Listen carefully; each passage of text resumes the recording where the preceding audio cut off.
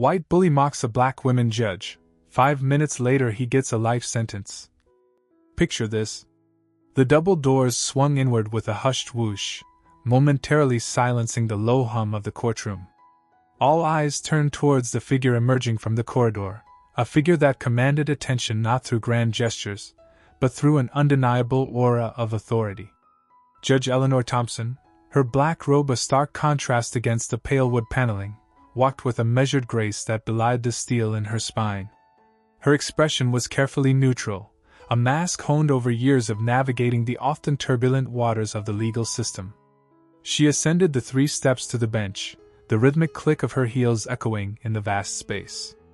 Mark Caldwell, seated at the defendant's table, barely registered her entrance. He was too busy adjusting the knot of his silk tie, his gaze fixed on his reflection in the polished surface of the mahogany.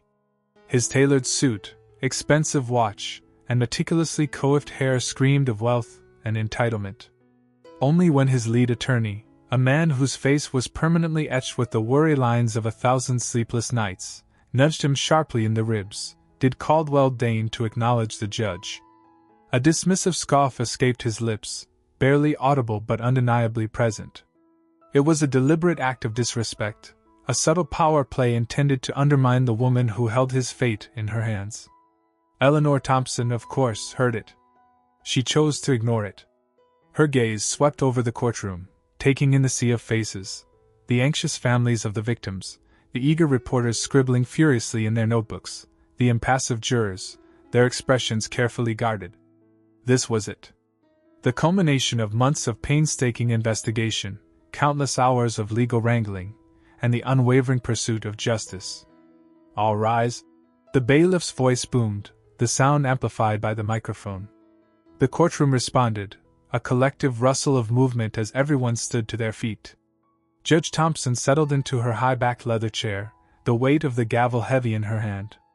It was more than just a symbol of power. It was a reminder of the immense responsibility she carried. She was the arbiter of truth, the final word in a system that often felt flawed and imperfect. "Please be seated," she said, her voice calm and steady, yet carrying an unmistakable weight of authority. The room settled back into silence, the air thick with anticipation. Eleanor Thompson adjusted her glasses, her eyes focusing on the documents spread before her. The case was complex, a tangled web of deceit and financial manipulation. Mark Caldwell stood accused of defrauding dozens of small investors out of their life savings, using their hard-earned money to fund his lavish lifestyle. The prosecution argued that he had knowingly and deliberately misled these vulnerable individuals, promising them high returns on investments that were, in reality, nothing more than elaborate Ponzi schemes. The evidence was compelling: forged documents, hidden bank accounts, and a trail of broken promises. Yet, Caldwell maintained his innocence, claiming that he was simply a victim of circumstance, a scapegoat for the failures of others. His defense team argued that he had acted in good faith, that any losses suffered by investors were the result of unforeseen market fluctuations. Eleanor Thompson knew that the truth lay somewhere in between. She had spent countless hours poring over the evidence, dissecting the arguments of both sides, trying to separate fact from fiction.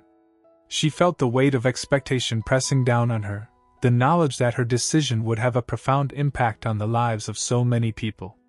The gavel felt heavier now, a tangible representation of the burden she carried. She cleared her throat, the sound echoing in the silent courtroom. "Mr. Caldwell," she said, her voice resonating with a quiet intensity. "Are you ready to proceed?" Web of deceit. The projector hummed, casting a stark light on the screen. Assistant District Attorney Thompson, a woman whose steel-gray suit mirrored her unwavering gaze, clicked the remote. A spreadsheet filled with dizzying numbers appeared, followed by emails, bank statements, and finally, photographs of empty storefronts, their windows plastered with foreclosure notices. "This," Thompson declared, her voice resonating through the packed courtroom, "is the anatomy of Mr. Caldwell's deceit." Caldwell, seated at the defendant's table, shifted in his tailored suit. He tugged at his tie, his face a mask of carefully cultivated boredom.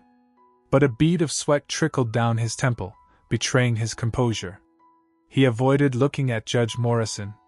Thompson methodically dissected Caldwell's business practices, revealing how he lured small business owners with promises of lucrative contracts and expansion opportunities.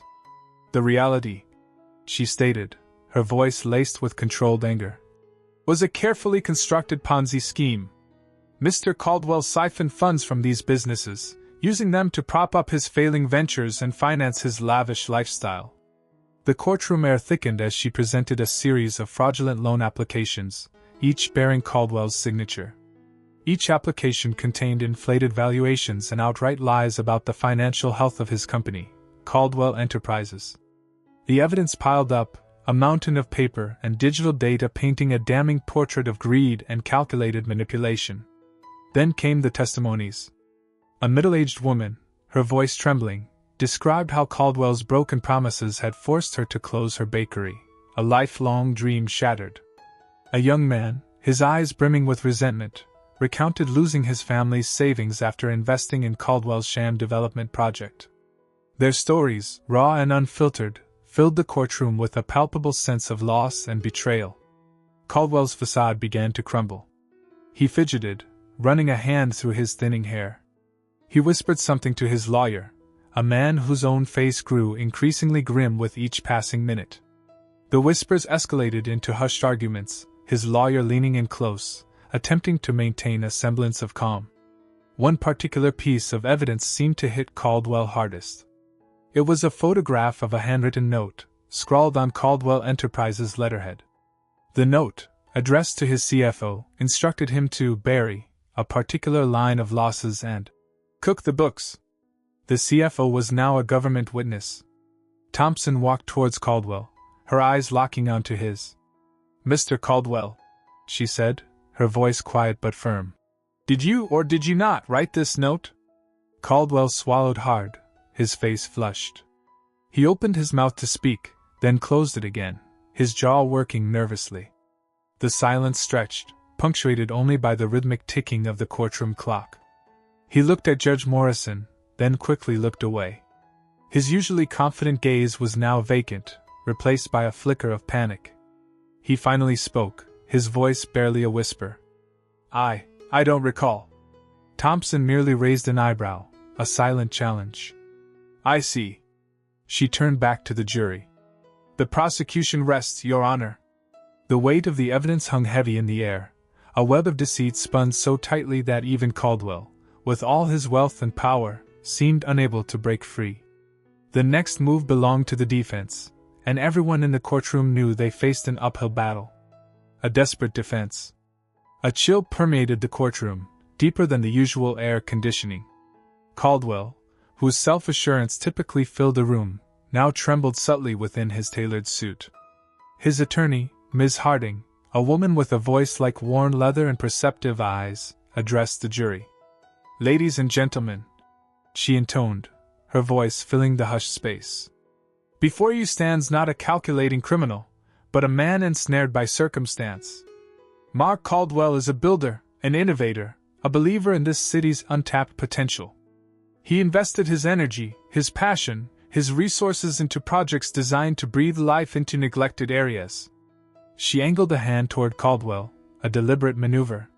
He attempted eye contact with the jury, his former poise faltering. "He erred, certainly. He may have placed his faith in untrustworthy individuals. But criminal intent? Deceit? These accusations simply do not reflect the man I represent, the man you will come to understand." Harding's strategy: portray Caldwell as a guileless visionary, misled by unscrupulous characters. The challenge was steep. The prosecution had amassed substantial evidence, meticulously documenting the flow of funds, the phantom companies, the doctored paperwork. The cross-examination of the prosecution's lineup became a taut pas de deux. Harding, a seasoned questioner, probed for cracks in their accounts, seeking flickers of uncertainty. She challenged the forensic accountant's interpretation of the ledgers, proposing alternate readings, innocent slips. She pressed the construction supervisor on budget overruns, hinting at incompetence rather than premeditated fraud. But the witnesses stood their ground. Their testimonies meshed, their evidence aligned. Each objection overruled, each point conceded, tightened the screws. Caldwell observed, his complexion paling with each passing moment. During recess, Caldwell cornered Harding in the corridor. "This is backfiring," he rasped, his voice edged with fear. "They're tearing me apart." Harding met his gaze unflinchingly. "The evidence is compelling, Mark. The narrative must shift. We need to illustrate your genuine belief in these ventures, your good faith, even if misdirected." That afternoon, Caldwell took the stand. He elucidated his vision, the decaying structures he sought to rehabilitate, the employment opportunities he hoped to generate. He spoke of the pressures to perform, the deadlines looming, the investors demanding returns. He conceded mistakes, but insisted they stemmed from poor judgment, never malicious intent. "I had faith in what I was building," he pleaded, his voice catching. "I never wanted to cause harm." The prosecutor, Ms. Davies, a woman with a piercing gaze, approached for cross-examination. Her voice was measured, almost amicable, yet her questions were sharp instruments, dissecting his carefully constructed facade. "Mr. Caldwell," she began, a hint of incredulity coloring her tone. "You assert you believed in these projects. Yet you channeled millions into offshore accounts under your control. How does that support your claims of good faith?" Caldwell stumbled, his practiced responses fracturing under the weight of the evidence. It was a safety net," he stammered. In case of unforeseen setbacks. "A safety net concealed from your investors, from your associates?" Davies pressed. "A safety net utilized to acquire a yacht, a personal aircraft, a villa on the French Riviera?" A flush crept up Caldwell's neck, staining his face. The courtroom fell silent, save for the rhythmic tick of Davies' pen against her notepad. He understood, with stark clarity, that defeat was imminent. His meticulously crafted defense crumbled, leaving him exposed, vulnerable, and utterly isolated. The gravity of his choices, the repercussions of his actions, threatened to crush him. He scanned the jury, their faces inscrutable, their gazes fixed. He detected no compassion, no empathy, only judgment. Contempt of court. "So, Mr. Oberon, are you suggesting that my investment was based on faulty projections?" Caldwell's voice dripped with a honeyed menace, the kind he usually reserved for waiters who brought him the wrong vintage. Oberon, a wiry man whose glasses seemed perpetually on the verge of sliding off his nose, swallowed hard. "The projections as presented were optimistic, Mr. Caldwell. Highly optimistic. Based on assumptions that didn't materialize. Assumptions that you approved, I seem to recall." Caldwell snapped, his eyes narrowing. The courtroom air thickened, every rustle of paper, every cough, amplifying in the sudden silence. Judge Thompson, who had been meticulously reviewing a document, looked up, her gaze sharp. "Mr. Caldwell, please address your questions to the witness through the court." Caldwell ignored her. "So it's my fault now, is it? I, the investor, the man who took the risk, am responsible for your incompetence." He spat the last word like a curse. Oberon wrung his hands. "That's not what I'm saying, sir. Isn't it? Because it certainly sounds like it. A bunch of woke bullsh*t if you asked me." Caldwell muttered loud enough for everyone to hear. Judge Thompson's jaw tightened. "Mr. Caldwell, I must warn you." He cut her off, rising from his seat, his face flushed a dangerous crimson. "Warn me? Warn me about what, Your Honor? About speaking the truth? This whole thing is a joke, a witch hunt. You think you can just drag me through the mud based on the word of these people?" He gestured dismissively at the witness stand, taking in Oberon with a look of pure contempt. Then, his gaze locked onto Judge Thompson. "This is what happens when you let certain types into positions of power. A mockery of justice. You probably only got the job because of your diversity hire." The words hung in the air, heavy and toxic. A collective gasp rippled through the courtroom. Eleanor Thompson's expression didn't flicker. Her dark eyes, usually radiating an even, intelligent light, seemed to turn to chips of obsidian. The only sign of her inner turmoil was a slight tightening of her lips. Mr. Caldwell, she said, her voice low and dangerously calm. That was completely inappropriate and frankly a racist, sexist outburst. I will not tolerate such language in my courtroom. One more word, one more syllable of that nature, and I will hold you in contempt. Caldwell, fueled by his own rage and sense of entitlement, seemed beyond reason. Contempt? Contempt? You think I care about contempt? This whole charade is contemptible. You people are ruining this country. A bunch of uppity. He didn't get to finish the sentence. The jury's verdict. The jury room door swung closed, swallowing the 12 souls within. Caldwell followed its trajectory, the latch clicking like the tumblers of a vault ceiling. He'd spent weeks cultivating a veneer of detached amusement, but now, stranded at the defense table, the carefully curated mask began to crumble. He rose abruptly, the supple leather of his loafers whispering against the polished floor. He commenced a tight patrol, the space between the table and the gallery diminishing with each circuit. The air, thick with expectation, left a bitter tang on his palate. He raked a hand through his sculpted hair, dislodging a single strand that pirouetted downwards like a detached thought. Minutes dissolved into an hour, then another. The courtroom remained unnervingly quiet, punctuated only by the occasional throat clearing or the faint shuffle of documents. Judge Thompson had retired to her chambers, leaving Caldwell to simmer in his own apprehension. His attorney, Davies, sat statue-still, an inscrutable expression on his face. Caldwell halted his pacing, his gaze riveted to the unyielding portal. He'd always operated under the axiom that money could procure anything, influence, liberty, even a skewed version of reality. But this defied his control. Within the jury room, the atmosphere crackled. Mrs. Davison, a retired educator possessing a pragmatic disposition, addressed the assembly. We must adhere solely to the evidence presented. A young man, Chen, afflicted by a nervous tic, offered hesitantly. But the prosecution, they painted him as so arrogant. Arrogance isn't a criminal offense, Mr. Chen, Mrs. Davison retorted, her voice resolute. Our task is to determine if fraud was committed, beyond any reasonable doubt. Hours trickled away as they meticulously examined the exhibits, deconstructed the testimonies, and debated the subtle legal points. The gravity of their decision weighed heavily, each juror feeling the immense responsibility they bore. Back in the courtroom, Caldwell's anxiety had escalated into a restless frenzy. He retrieved his phone, then jammed it back into his pocket. He couldn't initiate a call. What solace could words provide? He envisioned the whispers, the gloating, the utter annihilation of his meticulously constructed persona. He caught Davy's eye. They're deliberating for an eternity, he barked, his voice fracturing slightly. It should be open and shut. They have nothing concrete. Davies sighed, a sound reminiscent of air leaking from a punctured bladder.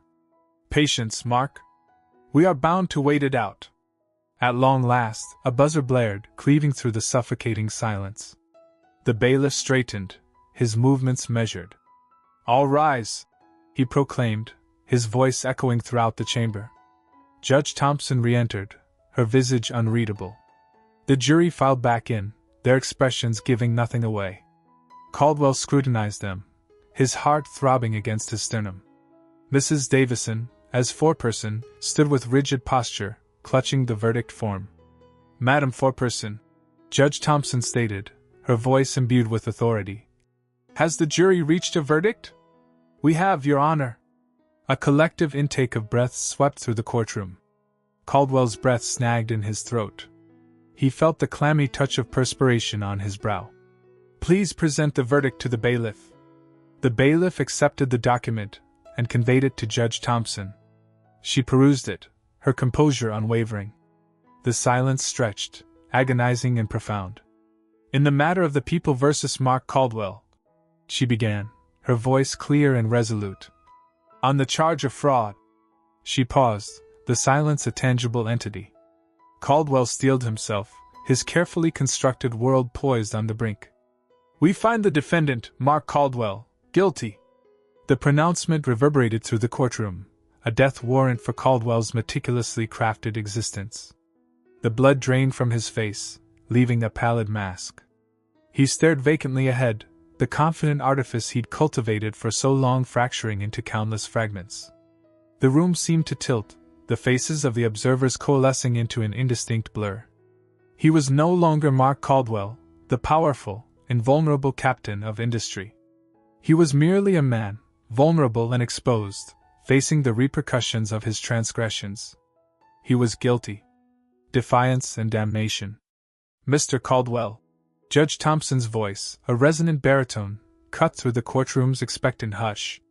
Before I deliver the sentence, is there anything further you wish to state? Caldwell, silent throughout much of the trial's latter stages, finally raised his gaze. Contempt contorted his features, a reflection of the bitterness festering within.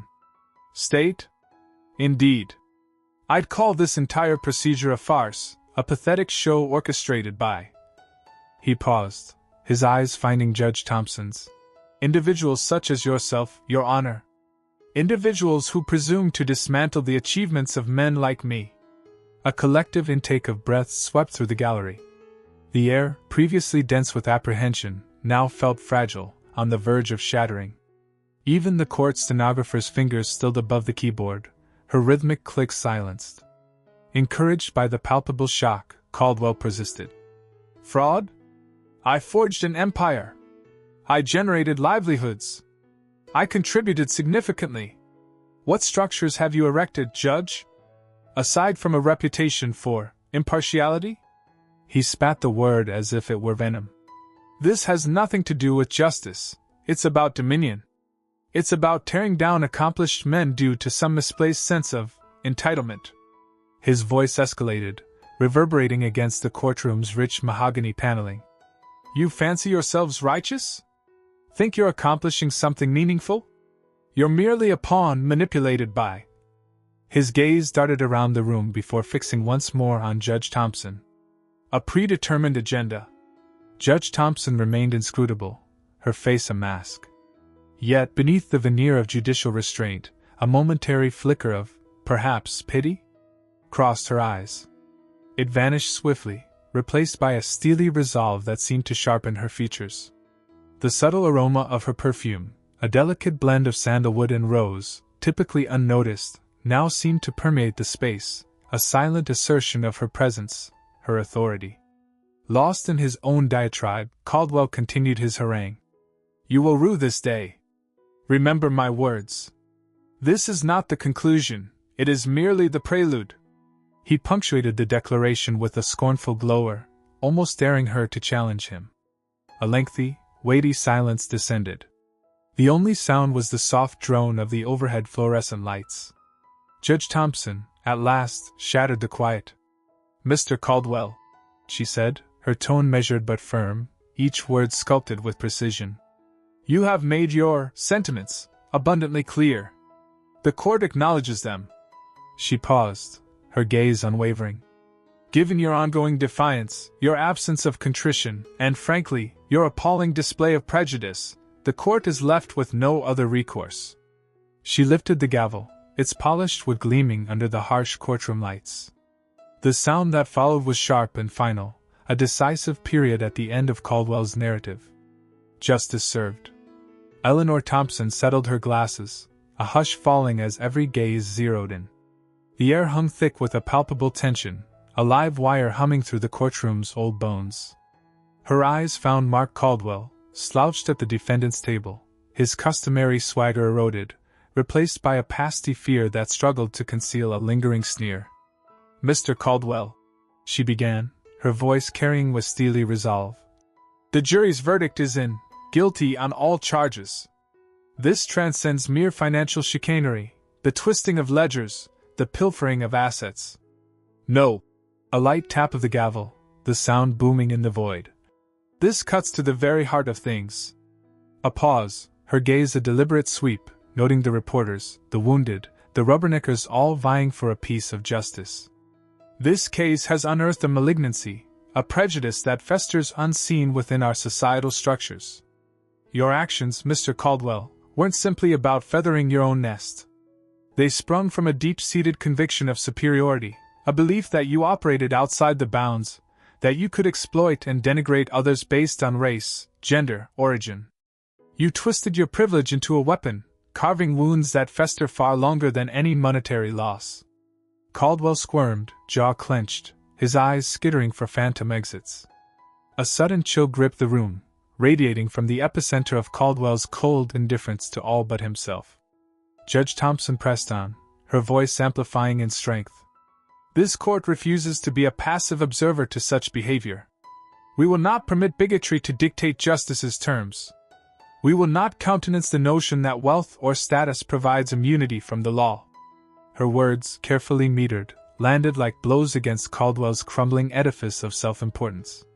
The evidence woven throughout this trial revealed a man who not only bilked countless innocents but gloried in their despair, a man who wielded racial epithets and demeaning language with heartless abandon. This court acknowledges the vast repercussions of your deeds, the persistent scars you have inflicted on your victims, and the very fabric of our shared community. A steadying breath, her eyes now like sharpened steel. Therefore, Mark Caldwell, for the offenses committed, for the pain engendered, and for the flagrant contempt displayed towards principles of justice and equality, this court sentences you to life imprisonment, with no possibility of parole. A wave of sound, a collective intake of breath, washed through the chamber. Caldwell's face went blank, his complexion turning to ash. The meticulously crafted mask of disdain shattered, revealing the stark terror beneath. He tried to speak, but his throat offered no sound. Two bailiffs advanced, their faces set in stone. Approaching Caldwell, their movements were deliberate, inexorable. One hand landed on his arm, the other produced cold steel. Caldwell stared, pupils dilated. "No," he managed, a thread of sound. "This isn't happening." The bailiffs remained unmoved. The handcuffs snapped shut, the click echoing in the stunned silence. They ushered him away, his steps faltering, his head ducked. As he passed the gallery, stifled sobs mingled with hushed satisfaction. Judge Thompson tracked his departure, her face an enigmatic mask. One decisive rap of the gavel, and she rose. "This court is adjourned." Ripple effects.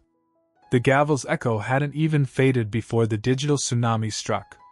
"Life sentence for harassment," screamed the headline on the Sentinel's website, the red exclamation point throbbing like a frantic heartbeat. Within minutes, the story ricocheted across social media, fracturing into a million shards of opinion, outrage, and disbelief. Twitter was a battlefield. Hashtag Justice for Janice trended alongside hashtag Thompson the Tyrant, a coordinated counterattack fueled by right-wing bots and sympathizers. Facebook erupted in flame wars, long-dormant acquaintances suddenly becoming fervent legal experts, dissecting the nuances of hate speech and the limits of judicial power. Eleanor Thompson watched it all unfold on her phone, the cool glass of stark contrast to the boiling fury in her gut. She had expected backlash, anticipated the vitriol, but the sheer volume was overwhelming. Her fingers trembled as she scrolled through a torrent of abuse. Then, a counterwave began. A professor from Georgetown Law posted a thread dissecting the legal precedents Thompson had subtly invoked, praising her judicial courage and unflinching commitment to equality under the law. A civil rights activist shared a photo of Thompson from her days marching for voting rights, captioned, "She's been fighting for justice her whole life. Now she's making it." Slowly, the tide began to turn. More personal stories emerged, accounts of Thompson mentoring young lawyers, advocating for underprivileged children, and tirelessly working to reform the juvenile justice system. These stories, amplified by the power of social media, painted a portrait of a woman far removed from the caricature of a vengeful judge. Her phone buzzed incessantly. Texts from fellow judges, offering their unwavering support. Emails from former students, expressing their admiration. A handwritten letter, delivered by courier, from a woman whose life Thompson had profoundly changed years ago. Each message was a lifeline, a beacon in the storm. That evening, in law schools across the country, the Thompson case became the centerpiece of heated debates. Students argued late into the night, grappling with the complex questions of free speech, judicial discretion, and the pervasive shadow of racial bias in the legal system. One such discussion took place in Professor Miller's constitutional law class at Howard University. "Was it an overreach?" a student asked, his brow furrowed in concern. "Perhaps," Miller conceded, stroking his chin thoughtfully. "But consider the context. Decades of systemic inequality, the normalization of hate speech, the erosion of civility. Judge Thompson sent a message. A loud, clear message that such behavior will no longer be tolerated." The next morning, as Eleanor Thompson prepared for court, she caught her reflection in the mirror. The lines around her eyes seemed deeper, etched by the weight of the past few days. But there was something else there too, a glimmer of resolve, a quiet strength. She knew the road ahead would be long and arduous. She had become a symbol, a lightning rod for both hope and hate. But she was ready. She had stared into the abyss and refused to blink. Legacy of justice. Gray was the prison's dominant language, a flat, joyless hue mirroring the spiritual wasteland Mark Caldwell inhabited. Years blurred, punctuated solely by the shuffle of guards and the arrival of newcomers, each bearing their own tales of regret or defiance etched into weary faces. Caldwell's visage, once distorted by arrogance and rage, now mapped the terrain of remorse. He'd fixate on the flaking paint of his cell, each imperfection a mocking reflection of his catastrophic choices. The courtroom scene replayed endlessly, the shocked whispers, the palpable weight of Eleanor Thompson's gaze. Then, he'd been blind to the enormity of his offense, seeing only skin color, the illusion of authority, not the woman bound by duty and principle. Now, confined within these concrete boundaries, stripped of his entitlements and conceit, understanding dawned. The life sentence was more than a penalty. It was a brutal consequence, a stark reckoning for his disdain, his animosity, his monumental lapse in judgment.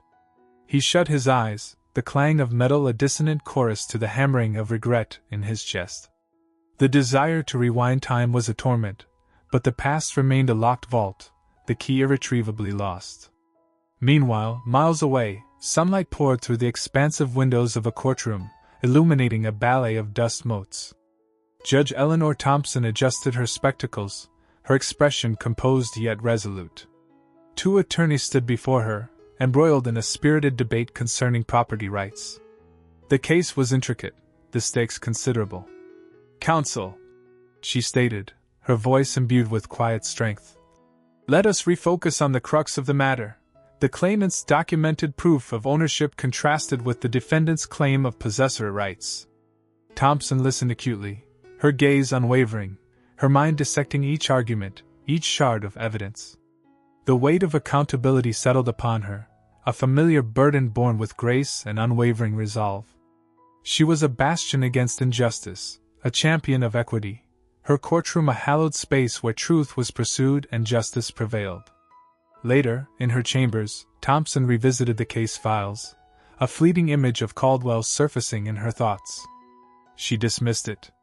His trial was an aberration, a dark smudge on an otherwise exemplary career. Yet, it had also served as a catalyst, a harsh reminder of prejudice's pervasive reach and the vital importance of holding even the most insidious displays of disrespect to account. A young law student, interning at a local firm, sat in a lecture hall, absorbed in case studies.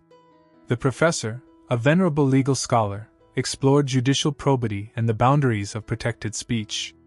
"Consider Caldwell versus the people," he began, his voice resonant in the hall. "A man, consumed by prejudice, launched a verbal assault against a sitting judge, demonstrating flagrant contempt for the court and the very cornerstones of justice. The sentence's severity stirred debate, of course, but it established a significant precedent. It underscored the notion that words, particularly those infused with hatred and intended to degrade and intimidate, possess tangible and devastating power. It was a line etched in stone, a declaration that no one, irrespective of perceived power or standing, exists above the law." The student scribbled diligently, capturing the case's crucial elements. He understood he was witnessing not merely a legal benchmark, but a cultural inflection point. Judge Thompson's influence extended beyond a single case. It encompassed the struggle for equality, the pursuit of a more just society, and an unwavering faith in the law's capacity to safeguard the vulnerable and hold the powerful accountable. It was a legacy not carved in granite, but imprinted on the hearts and minds of those who yearned for a fairer and more equitable world. The student added one final annotation to his growing compendium, a quote attributed to Judge Thompson. "Justice is not blind, it sees color, it sees creed, it sees disadvantage, and it strives to redress it."